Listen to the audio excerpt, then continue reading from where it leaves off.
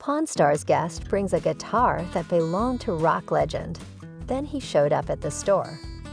The sun was rising over Las Vegas, casting a golden hue across the bustling strip. Amid the neon lights and constant motion of the city, nestled between a souvenir shop and a tattoo parlor, lay the world-famous gold and silver pawn shop, the setting for one of television's most beloved shows, Pawn Stars Asterisk. Known for its unpredictable mix of rare artifacts, bizarre items, and colorful characters, the shop had seen it all. But on this particular day, something truly extraordinary was about to unfold. Rick Harrison, the sharp-tongued but fair-minded owner of the pawn shop, stood behind the counter sipping his morning coffee. His son, Corey Big Hoss Harrison, was tinkering with an old radio in the back room, while Austin Russell, the show's longtime cameraman, adjusted his equipment for what he assumed would be another routine day of filming. Then the bell above the door chimed, signaling the arrival of yet another hopeful customer. The man who walked in looked unassuming, middle-aged, dressed casually, carrying a well-worn guitar case. He introduced himself as Dave, a local musician with a story that immediately caught Rick's attention. "This belonged to Jimi Hendrix," Dave said, placing the case gently on the glass countertop. Rick raised an eyebrow. "You're telling me you've got a guitar that once belonged to Jimi Hendrix?" Dave nodded. "Yeah.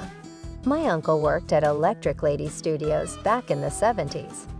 He told me that during one of Hendrix's last sessions, he left this Stratocaster behind. My uncle kept it, and when he passed away, I inherited it." Rick exchanged glances with Austin, who was already rolling camera.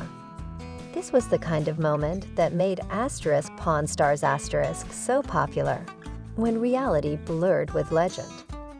"All right," Rick said, opening the case slowly. Inside was a sunburst Fender Stratocaster, clearly aged, with noticeable wear and tear. It wasn't pristine by any means, but there was something undeniably iconic about it. Corey came out from the back, wiping his hands on a rag. "Holy crap, is that real?" he asked, peering into the case.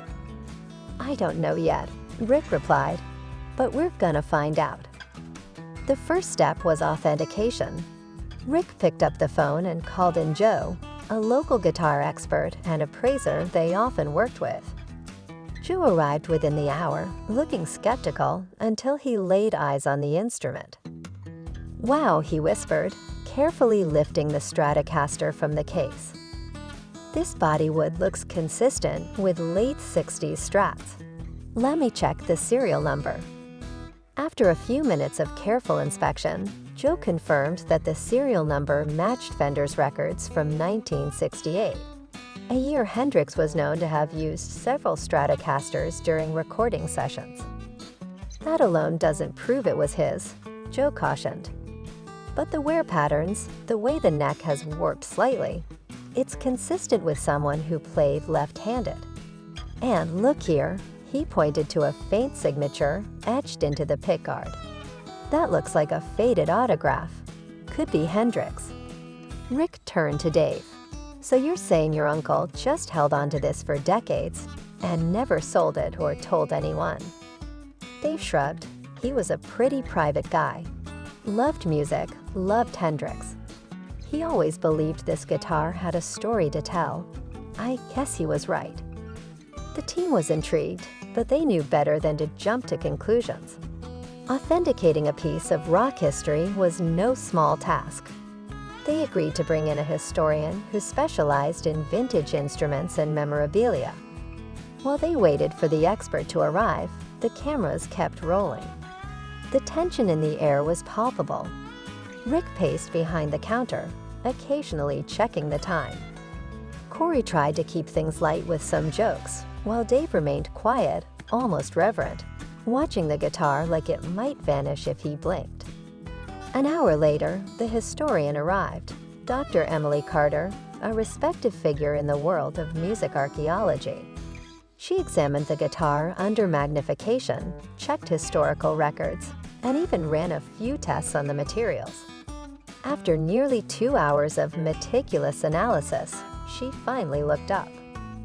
There's a very high probability that this guitar was indeed owned, or at least played, by Jimi Hendrix, she announced.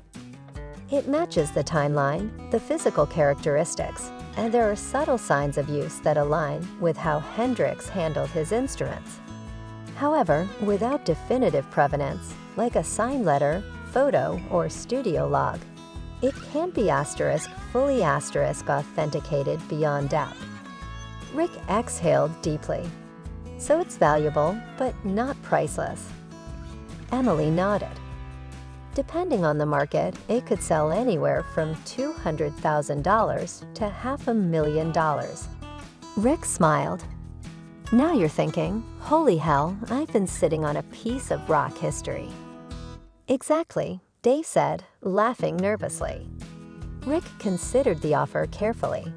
I'll give you $100,000 for it, he said finally. Dave's eyes widened. Seriously? Rick nodded. Yes, but only if you let us document this whole thing, bring in more experts, maybe even reach out to Hendrix's estate for confirmation. If we can prove it beyond doubt, this could be one of the most valuable guitars ever sold on the show. Dave looked around the shop, then down at the guitar. Finally, he extended his hand. Deal, he said. Just as the handshake was completed, the door chimed again. Everyone turned. Standing in the doorway was an older man, tall and lean, wearing sunglasses despite being indoors. He wore a leather jacket and carried a cane, though he moved with surprising agility. Then from the back of the shop came a voice none of them expected. I think that guitar belongs to me. They turned again. And there, standing beside Austin, was a man who looked exactly like Jimi Hendrix. Well, not exactly, but eerily close. No, this was someone who bore an uncanny resemblance to the late rock icon. He had the same afro, the same piercing gaze, and even dressed in a style reminiscent of Hendrix's era. But before anyone could react, the man in the leather jacket stepped forward. I'm Marvin Hendrix, he said, Jimi's cousin. And I believe that guitar was part of a collection my family donated to Electric Lady Studios after his death. If this is one of those missing pieces, it doesn't belong to him. He gestured toward Dave, or you. It belongs to the Hendrix estate. The room fell silent. Rick glanced at Dave, whose face had gone pale. Then he looked at the new arrival, Marvin, who was staring at the guitar with a mixture of nostalgia and suspicion. Okay, Rick said slowly, raising his hands. Let's all take a breath here. We've got a potential ownership dispute. That means we need legal documentation. Marvin nodded. I've got letters, receipts, even a witness who worked at the studio back then. Rick turned to Dave. Do you have anything proving your uncle's ownership? Dave shook his head. Nothing except his word, and the fact that he had it for 40 years. Rick sighed. Well, folks, welcome to the world of high-stakes pawn deals. The situation quickly escalated into a full-blown legal discussion. The production crew scrambled to capture every moment. Lawyers were called. Experts were consulted. A temporary hold was placed on the guitar until the rightful owner could be determined. As the days passed, the story took on a life of its own. News outlets picked up the story. Pawn Stars *, Jimi Hendrix's legacy, and a long-lost guitar resurfacing in Las Vegas. It was gold. In the end, after weeks of investigation, Marvin's documents proved stronger.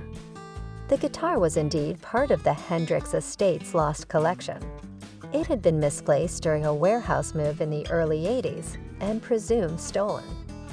Dave, though disappointed, understood.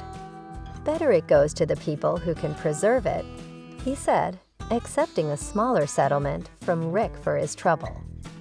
The guitar was eventually donated to the Museum of Pop Culture, MoPOP, in Seattle, where it now sits in a climate-controlled display, labeled with its fascinating journey from Hendrix's hands, through a forgotten studio, into the hands of a humble musician, and finally to the bright lights of Pawn Stars*. As for Rick, he found himself reflecting on the experience. "You never know what's going to walk through that door," he said in a closing monologue for the episode. "Sometimes it's junk, sometimes it's treasure, and sometimes it's history." The camera panned out, showing the shop bathed in afternoon sunlight, the familiar hum of Las Vegas outside. And somewhere in the background, the faint echo of a Stratocaster riff seemed to linger in the air.